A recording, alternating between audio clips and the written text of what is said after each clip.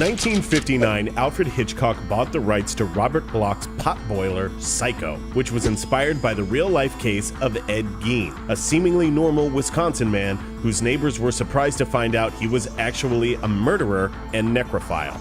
The Gein case went on to inspire Silence of the Lambs and Texas Chainsaw Massacre. But while those films revel in the gore, Bloch and Hitchcock were drawn to the danger of the seemingly sweet madman next door.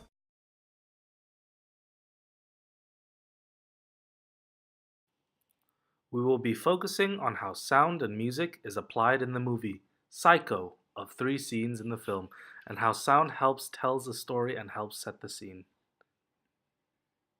Before we see anything, we hear this unnerving soundtrack followed by the brilliant title sequence created by Saul Bass. The music helps take us into the narrative, set the tone, and install a sense of dread into the audience. When it was released, this is one of the darkest movies ever made, and the film score helped lure the audience into this world.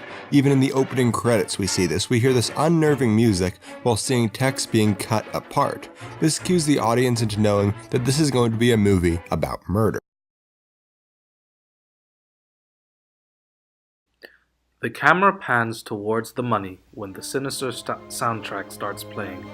The camera also pans from her viewpoint to the suitcase, suggesting that she is packing her bag to run away. The music shows her thinking whether she should escape with the money or not. As the music builds in tempo and string instruments are added, it gives an ominous tone telling the audience she has chosen her way and her choice is to run away with the money. The music keeps building up until she puts the money in her bag. The scene is also the first scene since the credit to have an ominous tone, as well as having the first viewpoint shot.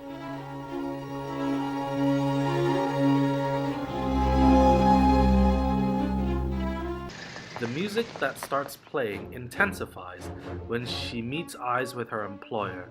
The music starts with the string instruments being loud, to imply the rate of her heartbeat and how shocked and worried she is.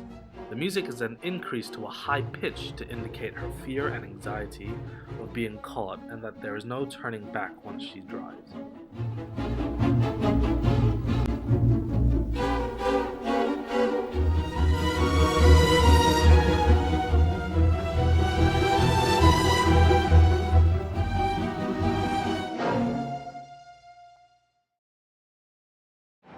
I haven't the faintest idea.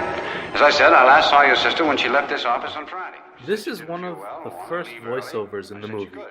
The voiceover is the conversation of her going missing with the money. There is dramatic irony due to the fact that the audience knows how big the situation is and what troubles she has gotten into. So we feel sympathetic and worried for her as we understand her situation, which was explained in the beginning of the film. She sat there while I dumped it out, hardly even looked at it, planning and even flirting with me. The intensity of the music goes well with the harsh weather and with the loudness of the music increasing as the weather worsens. This gets harder for her to see while she's driving.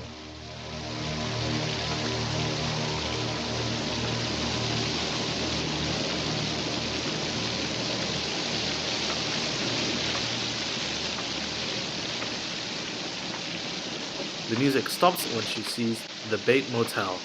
This gives the audience a sense of safety for her, being away from harm, because intense music with scores seem to only play when the situation is tense or dangerous, giving an ominous tone to the scene.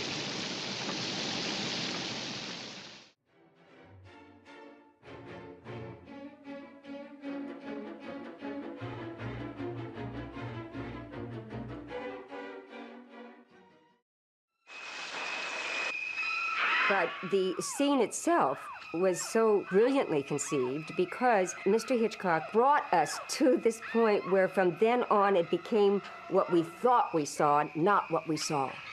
And he did that with his camera, with the editing, so that the audience finally just in this frenzy of chung, chung, chung, chung, each cut was like a stab of the knife. And eventually the audience said in their mind, this was a knife, that was a knife, and it was a cut. And the cut is even indicative, the word cut, because to them, each cut was a cut. It really should be called assembly, which, moved in rapid succession before the eye, create an idea.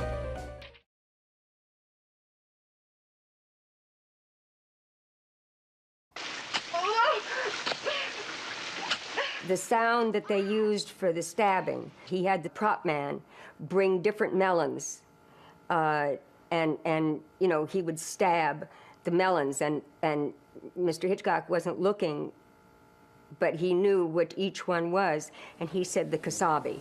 To death, it had to be done impressionistically.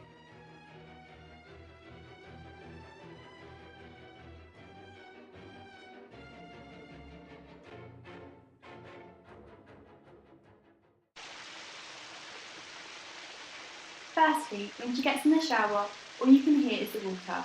Then when Norma opens the curtain, screeching violins begin. The violin is a high pitch and a piercing sound. This holds suspense and scares the audience. The music paired with matron screaming, plus Norman stabbing, makes the scene extremely uncomfortable. As she screams for her life, the sound becomes less piercing. This shows that matron is dying and physically can't scream anymore.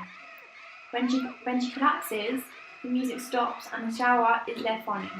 Music is crucial to the effectiveness of the murder scene. Throughout the shower scene, the shower is constantly on in the background, even when she is dead. This makes the killer Norman seem more twisted, and that killing to him is normal and everyday thing. It's just he's a psycho.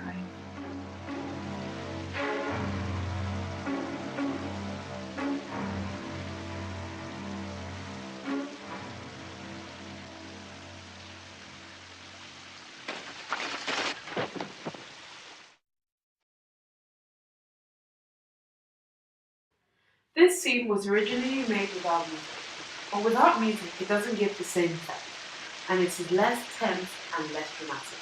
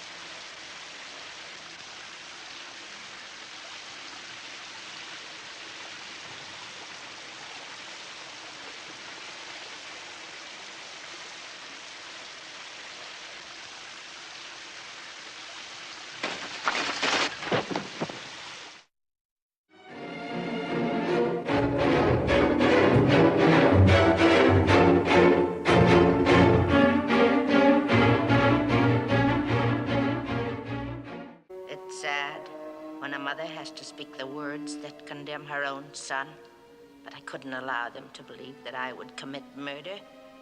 They'll put him away now, as I should have, years ago. He was always bad, and in the end he intended to tell them I killed those girls and that man. As if I could do anything except just sit and stare. Throughout the scene, like the one music of his gets more stuffed screechy and high birds. pitched. There is also voiceover of the mother. Finger, This is and the I won't. first time where we see where the sound actually comes from. Just in case they The sound gets louder near the end. me. The sound is also quite subtle and quiet throughout the Probably scene, which gives watching it me. a more eerie. Well, let them see what kind of a person I am. I'm not even going to swat that fly. I hope they are watching. They'll see.